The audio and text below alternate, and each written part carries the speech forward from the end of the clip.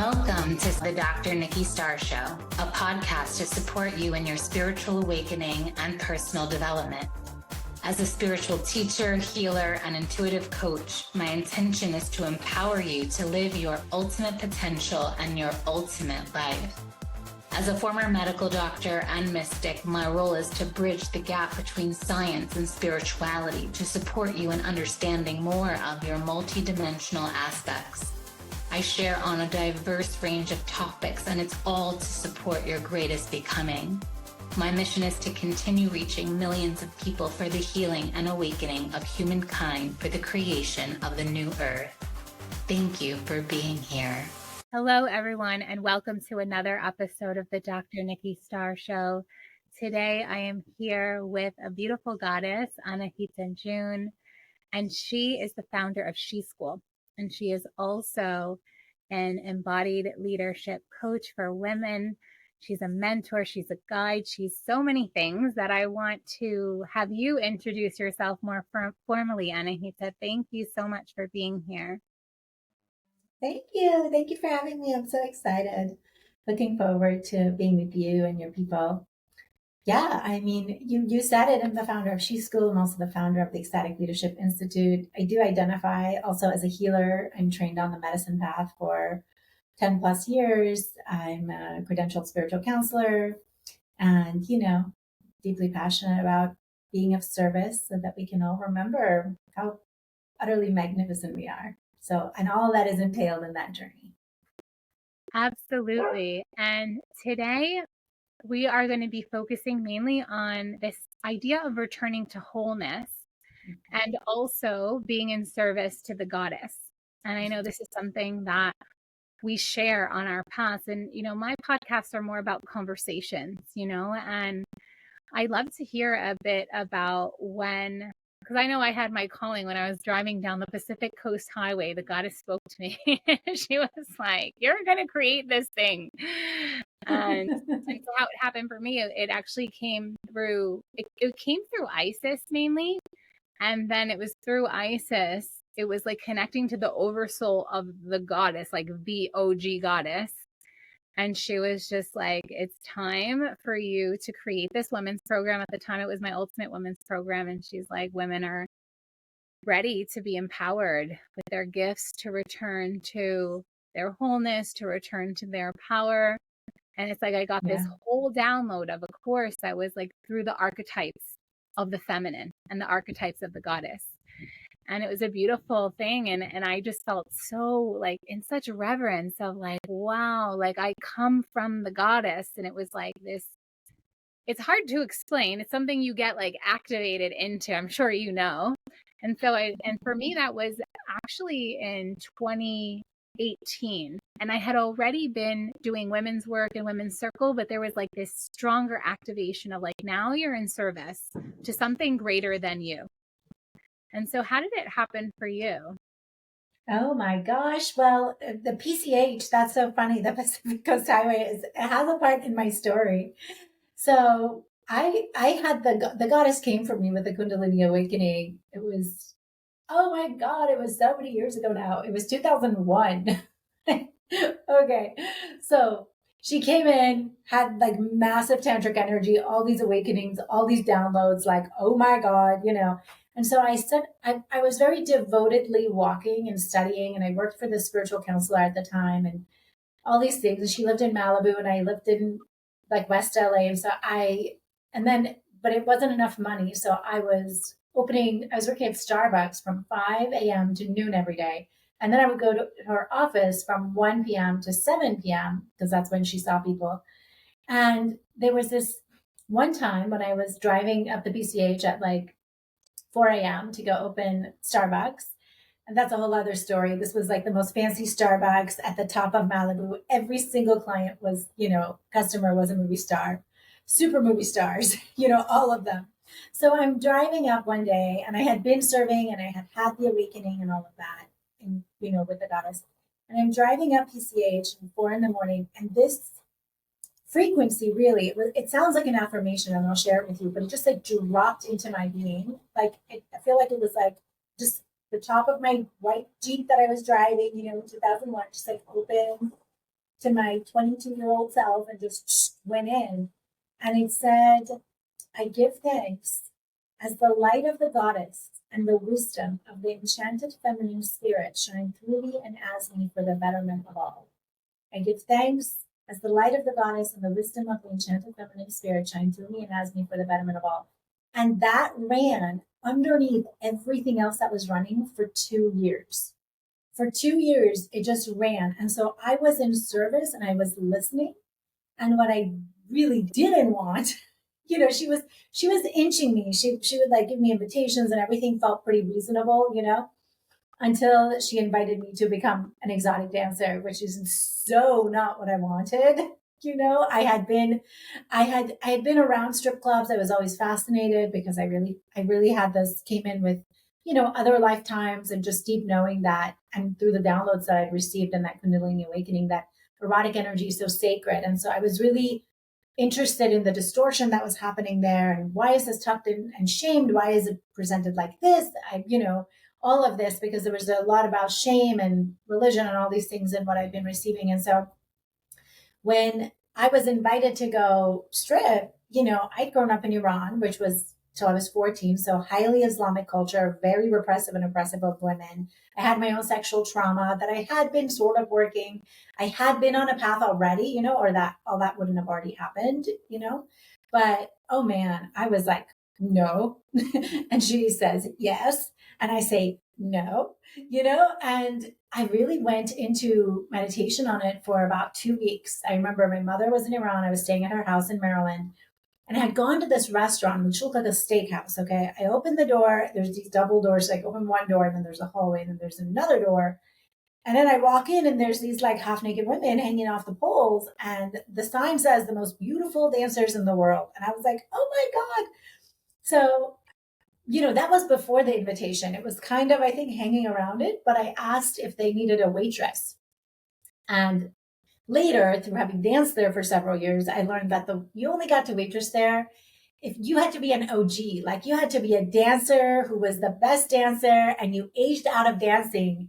And if you wanted to waitress or you got pregnant and became a mom and didn't want to dance anymore, it was like a very family operating strip club. It really was, you know. So anyway, I went to the owner and he said, no, we're not hiring, but you're beautiful if you want to dance, you know, I can put you on today. And I was like, oh my God. So, you know, I left and I prayed on it for about 2 weeks, running in the woods and meditating and praying. And she came so clearly and she said, you will go and you will dance, you will claim your freedom and you will send it back to your ancestors. And that was a very clear assignment. And when he came in like that, it was, you know, it just reverberated through my whole being. And I had to say yes. So it was not like I had no choice, but the alignment was so clear. The guidance was so clear. So every time that I opened that first door, this gold handle on this wooden door for 6 years, okay, because I thought this was going to be a year. I thought a year, okay. I thought a year. Every time I opened these doors, it just, again, like how that affirmation had ran through my system, it would be, I claim this for myself and I send it to my ancestors. And, you know, that was just the beginning of a journey that was ultimately the integration process. So yeah, that's a little bit, I could go on and on about the integration process, which is ultimately like the wholeness that we're talking about, but that's a little bit of just really serving. I mean, I have continued, you know, and I'm sure you continue, you know, serving. Like when the goddess comes, it's like such an honor when you actually hear, right? Like when you receive, you're like, wait, like you said that, you're like, wait, what? Me? Yes, okay. I serve. I serve with the pleasure of the goddess. Yeah. I'm just fascinated that Malibu was a point where we were when we got that first, you know, that strong calling.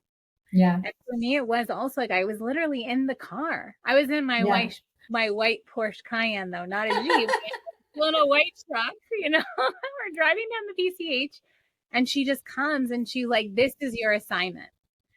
And I feel like we're touching upon like divine will versus thy will, which I think is the evolution of feminine embodiment, where we really start to learn to dissolve our ego and what we think we want and what society says in the judgments, and really operate from how we're being called in highest service. And I never knew this part about your journey with the dancing and the erotic dancing, but I know that the author of Urban Tantra, she had time. I don't know if you've read Urban Tantra, Yeah, but remind me who it is. I know who it is. I don't know. I can't Yeah, think of. yeah, I remember her. Oh gosh. I haven't read it, but I know who she is because she Yeah, was connected to a lot of the tantric women that I was connected to. yeah. Oh And so God, what's she her had name? similar, where she had, it doesn't really matter, but like the Yeah, point is, like women on the tantric path, yeah. some have gone and done erotic dancing, and because there's these memories, right? And this is like a different topic but connected, where like oftentimes I really believe that, like in Holland and certain countries, that prostitution should be legal, even though dancing and prostitution is different. But the reason why I bring up that example is because it's a reclamation of power where you can do whatever you want with your body. And Mm-hmm. so many women, especially because of religion shaming and like purity culture, it's like, no, keep that part hidden. Pleasure and sensuality is bad. And so much of the awakening into our feminine embodiment is like getting out of the mind and all of the masculine programming that is currently running through women and really blocking power and really coming into the body, which is why dance is like twerking is a spiritual practice. Like, Twerking is a spiritual practice. Oh my God. and I see so many women. I actually have always wanted to do a pole dancing class. So like I love that you did that. And I even have like so many friends and people who like go and do pole dancing class and get a pole in their home Yeah. because there's something about this like display of the feminine that is Oh my sacred. God. And it was temple dancing back in the day, and it was Yeah. a spiritual practice.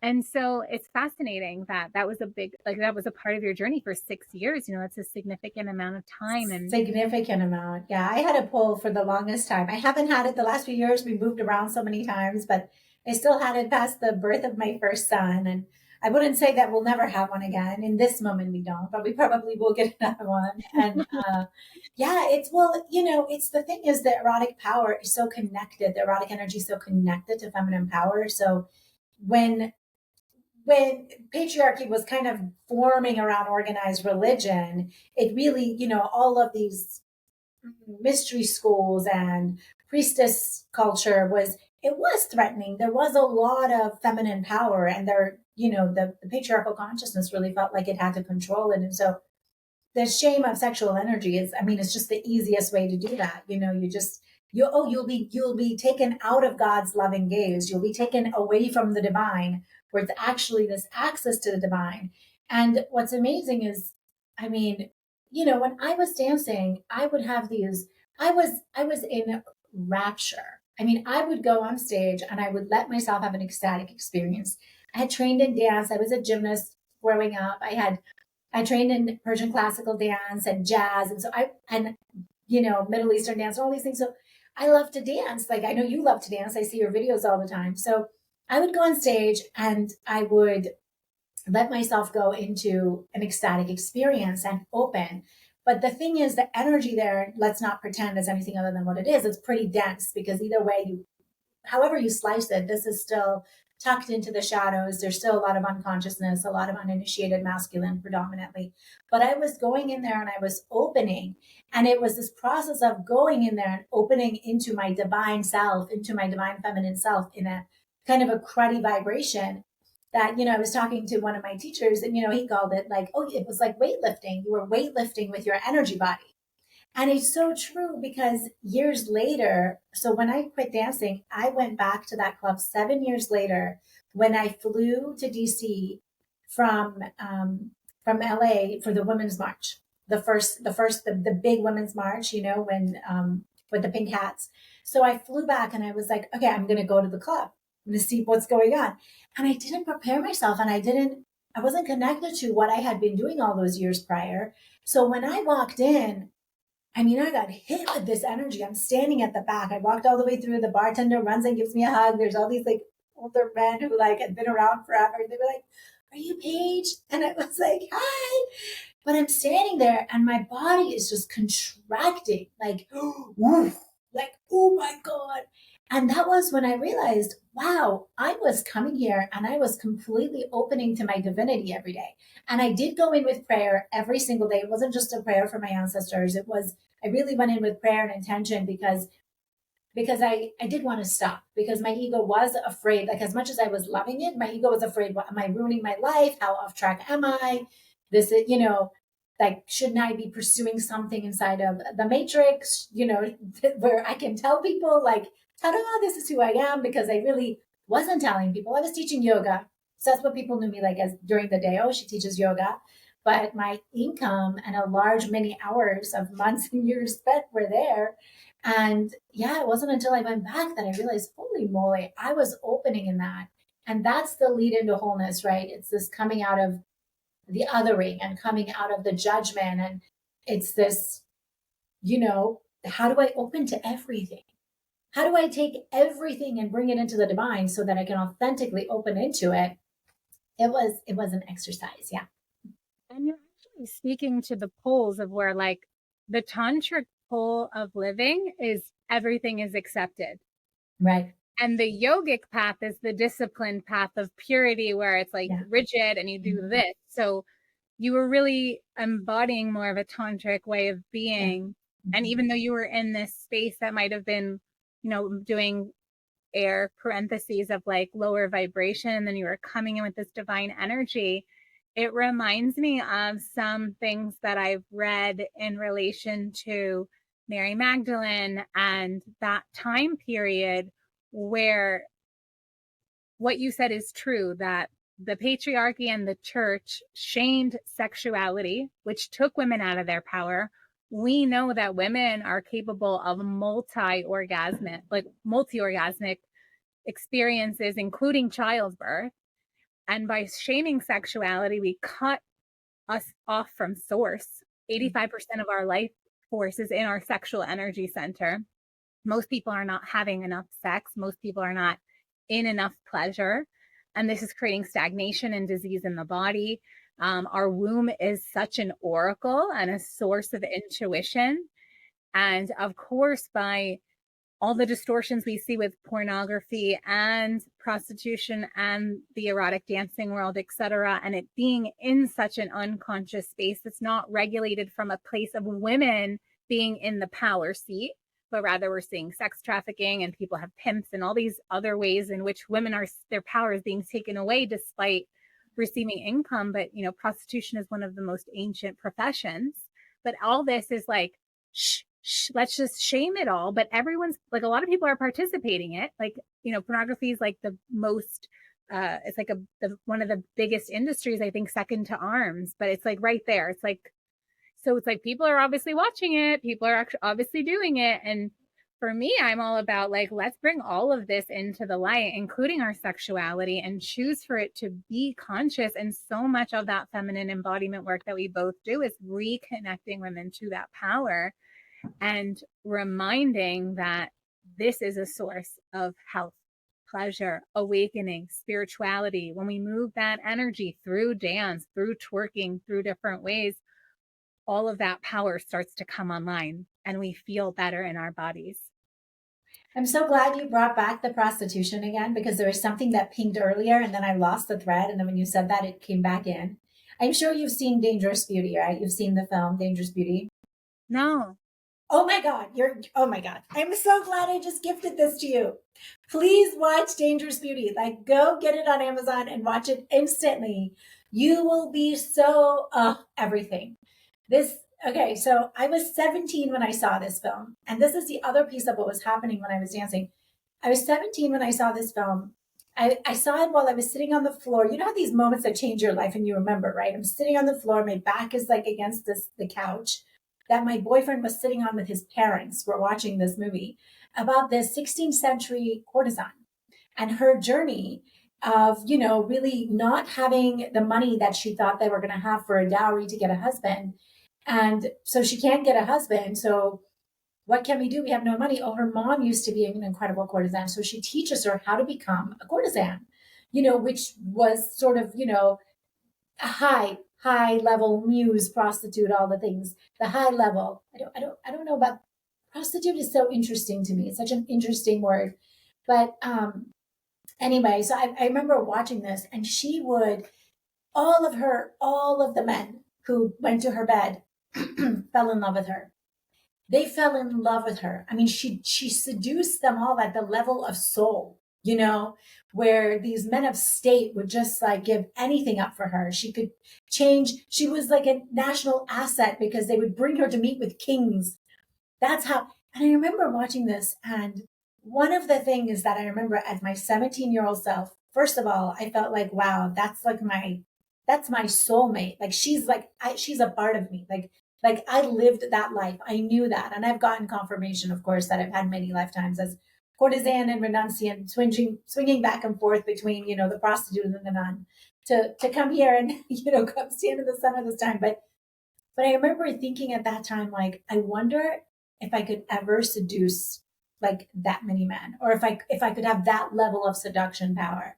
And of course I was like, you know, in my 20s. And so I had, you know, the fit perfect body and all the beauty and all the things. But I actually could. And that was wild, learning that I could, you know, that I could make a loud club stop, that I could look at someone, you know, while I'm dancing, and they would stand up and walk to my stage and throw a ton of money down because I gave them a look and a sway, you know, that I was harnessing this energy. That's this erotic energy. I was playing it with it that way. But what you're talking about, I mean, one thing, this is what I'm obsessed with. Okay. And I don't know if we talked about it the last time that we spoke. Did I share with you about divine conception, the mysteries of divine conception? No, we didn't talk about that the last Oh time. my God. So I got to sit with Marguerite Bergogliosa, who is this three-time author, and she's been writing and researching in dissertations, very academic, on the history of the virgin births. And I'm now listening to and reading to two of her books like at the same time because I'm obsessed. Like I'm like, what is happening? That, you know, she's presenting that, hey, Mary, Mother Mary, was not this passive virgin that this thing happened to. She was a high, high, high holy initiate priestess who was in a practice of creating life divine with the divine. That there was a group of Essene priestesses, they did this work together, and then whoever it would come to. And she was born of a virgin birth also.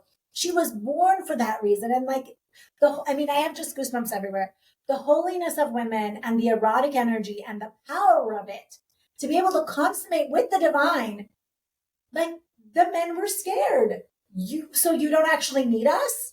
You can birth an avatar on your own. And of course we did need them because they played these roles of protectors and providers. And, you know, there were these holy men who were, you know, doing what they were doing to serve the feminine. But anyway, I feel like I've been all over the place, but so I think it all connects. This is super important though, because I had a vision that I'm supposed to have a immaculate conception. So it's really funny that you bring this up.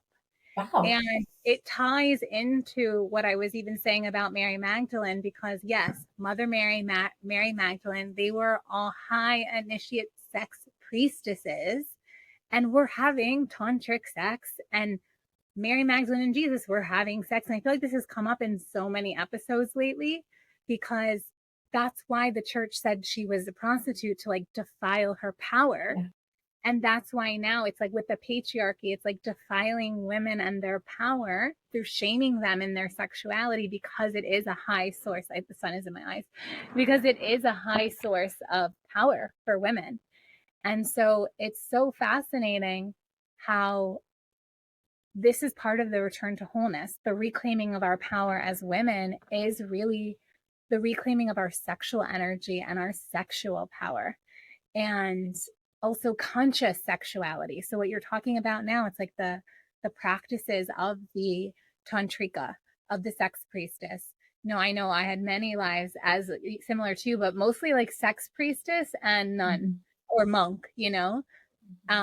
And because they're so connected, it's about the containment of the sexual energy. Like going celibate can also be very tantric, you know. And so this idea of knowing how to channel that energy, because Yeah. then we can channel it into our creations, into what we're offering to the world, our art, everything, how we love. And I Yeah. even think of women who have low energy levels and feel fatigue. It's like you're not moving your sexual energy. like go move your sexual energy. And there's so many sacred ways to do that that have been around for so long. And thankfully, some of that information has withstood the test of time. So wherever you can find resources and people and places, and myself and Anahita are some of us, some of these practitioners and mentors that have come back in this life with this sacred, powerful knowledge, because it is a time of activation on the planet, and how we're going to ascend and embody the 5D, the new paradigm, this evolutionary jump that's happening is through the conscious integration of our sexuality as well. And really clearing out all of that shame, all of that guilt that is low vibration and that's keeping us stuck in small.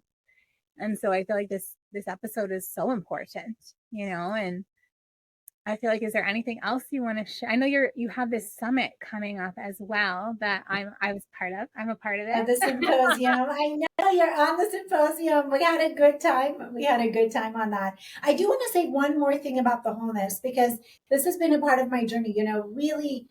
So there's the layers, right? Everything, the evolution is in the layers. Our understanding goes up the spiral. It's never just like one and done. But there's this piece around the wholeness of reclaiming the sexuality for sure. Like we need that to have an embodied experience, to have our, specifically as women, to be connected to our feminine power. We need that. But there's this other piece that also gets to happen around like the patriarchy and the oppressor. And there's an opportunity for the oppressor to come out of being the other. And that is what I'm really like, what I'm working with, and what I'm also teaching at the edge of what I'm teaching, because it's like we get to recognize where there's been oppression, and come into the ownership, reclamation, boundaries, embodiment, activations, all of that. And then ultimately we get to rise into our heart and say, I am that. And that is not this other outside of me. And we actually get to have an experience of bringing it back in and standing in that. It's not this other, we're not victims. We're not, disempowered. We're not powerless. This is the creation journey we signed up for, that we've been participating in, so that we can remember. And that's the beauty of it, is that when the energy rises long enough and it integrates long enough, then it's no longer looking to create an other. It's just then let's bring, it's all in the love. It all gets to be made whole. It all gets to be in the forgiveness, which is some of what we were talking about when you were on the symposium. Yeah. And just to tie that into of like a similar shared mission, I call it like, I'm here for the healing of the man-woman relationship. And that absolutely includes compassion and forgiveness for the patriarchy, because there was also a time, it's karma. Women and a lot of the witch era, and there was times where women use their manipulative forces to sway events in their favor, different from how the patriarchy does it. But in the lineage of humanity, women, or the feminine, we could say, was also out of integrity in moments. Yeah, so there's always distortions. I mean, yes. So there is this karmic loop that happens. But then ultimately, and what are really the true teachings of Mary Magdalene and Jesus, is really around compassion and forgiveness and love. And so really finding compassion for any time we have felt suppressed, or the systems that are in place. And it's true. It's like what we resist persists, versus just seeing like, wow, they were actually just fearful of our power. Like we're so powerful that they were, and having that compassion, like, and so they wanted to suppress us because we were threatening them. And so can you find that compassion and that forgiveness? And it's true, we talked a lot about forgiveness in the symposium. And so maybe you want to share a little bit about the symposium, where people can find you. And we're also going to have a bonus with Anahita, and she's going to guide us through a process as well. Yay. Well, the symposium is live right now. I forget which day yours is. The calendar is not in front of me. I think you're in a few days. It's airing right now. There's 2 presenters in the day. It's the Divine Feminine Leadership Symposium. And it's really, us remembering our spiritual power and the holiness of being women, and the journey to claiming that wholeness, and all of the layers, whether it's personal healing, whether it's, for intimacy and sacred marriage and sacred union, to really our leadership legacies and how that gets to be informed and aligned with the divine feminine, to tracking with Venus, to, there's so much to, like, microdosing through menopause. It's such a delicious symposium. I'm so into it. But we also have a free event coming up that's called Born With It. And that's really about, because that's coming up where I don't know when this is airing. So when you find this, you may be able to track down the symposium if you track me down, or you may not. So if you do not find it, you will be able to find your way to Born with It, which is a 3-day journey to reclaim your innate divine feminine wisdom, beauty, and power. And that's complimentary, and it's not fluff. It's full transmission experience transformation. So depending on when this is finding its way into your life, We'll include all the links to your site, to these different offers, and whether the links get redirected, so you can find out all of that in the comment section. And where else can people find you on Instagram? And Instagram, though, I'm honestly, I'll be honest, I'm so bad with Instagram because I have 2 little kids. So I am living such a rich and beautiful life. And I'm always like, well, I'm here. Like, I'm not in the mood to post, where I see my sisters who don't have kids. They post all the time. And I'm like, okay. So really the best thing to do to stay connected, we have a sacred temple sanctuary space. It's called the She School Sanctuary. It's a Facebook group. Lots of magical, wonderful things happen in there. So track me down on Facebook, find your way into the She School Sanctuary. And that's the place where everything happens first. So things might not make it to Instagram, but they always make it into the sanctuary because that's the place where we come together. Okay, beautiful. And so thank you so much for being here, Anahita.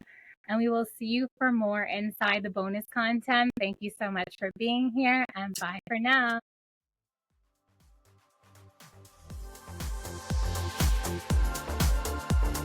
Thank you for tuning in to another episode of the Dr. Nikki Starr Show. Please like this podcast and share it with anyone you feel would benefit. Subscribe to the podcast to receive bonus content, and remember, every Monday the video version goes live on my YouTube channel. Thank you so much for being on the ascension path with me and for doing this great work.